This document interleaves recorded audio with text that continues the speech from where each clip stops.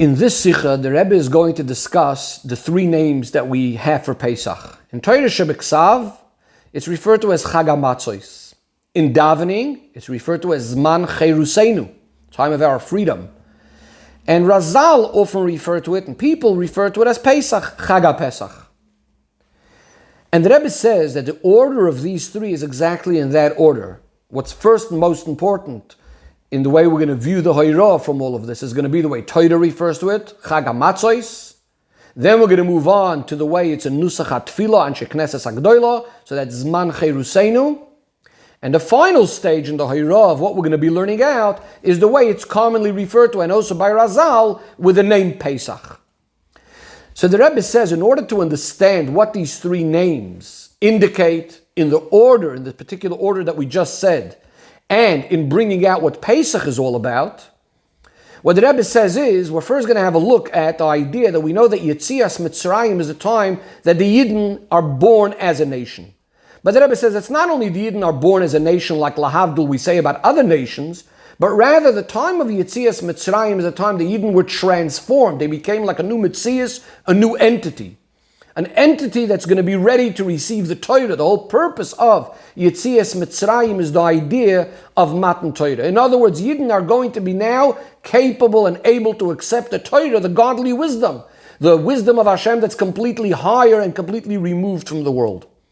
And this is what the three names are going to indicate, the order of what needs to happen in order for a Yid to leave his previous Metzias, who he was originally, become transformed into a person that's ready to accept Hashem's Torah. In order to explain this, the Rebbe first examines the order that needs to happen with a Talmud learning from his Rav, and we're speaking of here the kind of Talmud and a Rav that are completely removed from each other in the sense that the Rav is going to be giving something to the Talmud that's completely beyond anything that the Talmud would be able to achieve on his own. And the Rebbe says the order is three things need to happen. The Gemara says when a Talmud Chacham is sitting before his Rebbe, Sif Soisav Noit Foismar, he needs to be sitting with awe, with reverence, with bittul is what we call it. In other words, this is because this person, this Talmud, with his own koiches, with his own abilities, according to his own character, currently is a person that's not able to receive this awesome, amazing new idea. He first has to remove himself from anything he was before. This we refer to as bittul.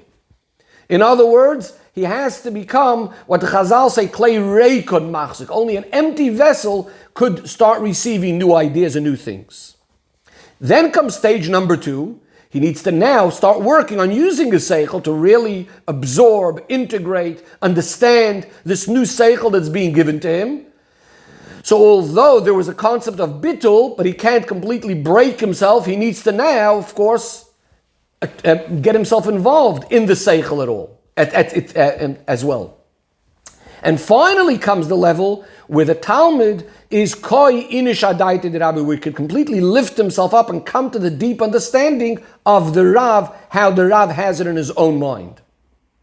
So these are the three things that need to be. Again, first the idea of bittul, the idea of Eima and Yira, awe and fear. Then comes the idea when the Talmud needs to go ahead and really get involved and understand the Seichel. And finally he'll come to stage number three, lifting himself up to the level of the Seichel of the Rav.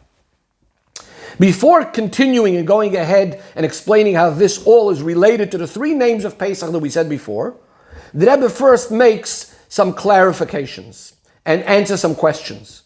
First of all, the Rebbe says we have a question where the Gemara says that Rabbah, before he would go and teach his Talmidim, he would say a humorous remark, something funny, the Chachamim would laugh, and only then would they sit in awe and fear. Now seemingly this is exactly the opposite of what we said before. We said first needs to come the bittul, and then the Talmud gets involved with his seichel. Here we're seeming to say, first there needs to be the enjoyment, the laughing. The Talmud should become more of a keli to be able to receive, and then they're going to be sitting in awe and fear. So the Rebbe says the pshat is, what we were talking about before is the order already. Once we are involved in receiving the new seichel, that's when you first need to have the bittul, sitting in awe and fear, removing ourselves from anything that we had to do with before, which is the first stage, bittul. Then comes the next stage where I'm trying to understand it, etc. But when we said that Rabbah would say a humorous idea, a funny thing before beginning to learn, this is an introductory stage that comes way before the actual seichel itself. In other words, this is making that the Talmud should even be interested and willing to be a makabel, to be able to accept or receive anything. But once we start the actual process of learning, then the bittul needs to come first. The Rebbe says this will also be the pshat in the famous Maimer Azal that says, La'olam tei smoil doicha v'yamin mekareves. You first need to push away with the left hand, and then with the right hand you're being mekarev, which of course on the one hand means you need to use the weaker hand to push away, to be strict and so on, and the stronger hand to be mekarev, to bring close. But what seems a bit strange of it is he's saying smoil needs to come first. The left needs to come first. How does that fit with what we said that Rabbah would first say a humorous thing? Also, doesn't right always come before the left? And furthermore, the Rebbe says, one of the examples that the Gemara says about smoil doiche and yamin mikareves, it says that's the way we need to act with a child. But 1 second, with a child, don't we say that we first give him sweets and we get him interested in learning, then we'll become strict with him, etc. So the Rebbe says, based on what we said before, it's perfectly understood. The smoil doicha means once we're already involved in the learning. Of course, and that's what comes first. But as an introduction to all of that, of course, you first need to give the sweets, you need to say something nice, you need to try to bring him in. So this is only as a general introduction. But again, the main point is that once we're getting involved in the hashpah, once we're already trying to make that transformation, then again, the 3 stages are first the bitul, the idea of the fear, the awe, or breaking myself from what I was before, then starting to integrate the new ideas into my seichel, and then I'll be able to come back up to the highest level of the seichel of the Rav. Says the Rebbe, these are the 3 things that happen by Yetzias Mitzrayim as well. And Matan Torah. The first thing, in order for a Yid to receive the Torah, there needs to be the idea of bittul. There needs to be the idea of avoida. Tavdunis alikim al arazeh. You need to work like a servant. Na'aseh v'nishma, which is the idea of bittul. On the other hand, says the Rebbe, the idea isn't about breaking the person and losing himself completely. On the contrary, what you're making is that avoida becomes who you really are. That's the real metzius of a Yid, is Torah and mitzvahs, like fish in the water. And this is similar, says the Rebbe, like the idea we know about avodas perech. Avodas perech is when you're doing something that you're not used to. The men were given the jobs of the women. It's just because you're not used to it. And therefore the same thing over here.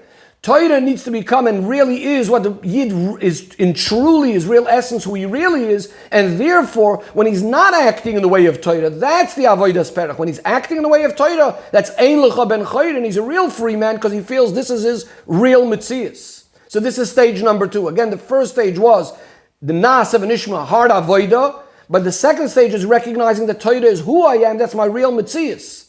And finally, through Matan Torah, you get to the highest level where the Yid is going completely out of any of the limitations of creations and becoming part of Hashem himself, united with Hashem. Says the Rebbe, these are the 3 names, and in that order of Chag HaMatzos, Zman Cheruseinu, and Chag HaPesach. Matzah is the idea of bittul. We all know that the idea of matzah is the opposite of rising and holding oneself high, etc. is the idea of bittul. So that's stage number 1 that's needed. Cheruseinu is representing the idea of the true freedom of a Yid, when we feel that our real metzias is Torah, is mitzvahs. And finally, Pesach is the idea of skipping, jumping out, completely going out of all of our limitations and becoming one with Hashem. Says the Rebbe, one of the heroes over here is that we know that on the one hand, the Alter Rebbe tells us the beginning of Avodah is Yira, Kabbalah soil, fear, or Kabbalah soil, Avodas Eved. But at the same time, it should never, Chaz v'Sholem, be in a way that it's breaking you and crushing you and making you sad. Yes, in certain cases, we need to use some of this bitterness and breaking our hearts to break the klippas that are trying to get in our way. But this is all only to deal with a klippa. But a Yid be'etzem is shaykh only to simcha and never to breaking chas v'shalom of oneself. The Rebbe says, we know there's a famous story that the Alter Rebbe had a snuff box. The Alter Rebbe removed the cover of the snuff box to use as a mirror to adjust his tefillin. And one time when this was being said in front of the Tzemach Tzedek, someone said the Alter Rebbe broke off the cover. Tzemach Tzedek said, 1 second, it's not possible the Alter Rebbe broke anything. My grandfather's inyan was not to break. Probably there was something connecting the cover and the box, and the Alter Rebbe disattached it to be able to use it. The Rebbe says, why? What's wrong with breaking it if you're doing it for a mitzvah? Because in Kedusha, generally, there's no such concept of breaking. Sometimes we have to deal with a klipa in that way. And therefore, yes, on the one hand, we have the yireh and kabbalah soil, the bittul, but at the same time, it's being done with a tremendous chayis and a tremendous geschmack, because the yid feels this is his real freedom and his real mitzias.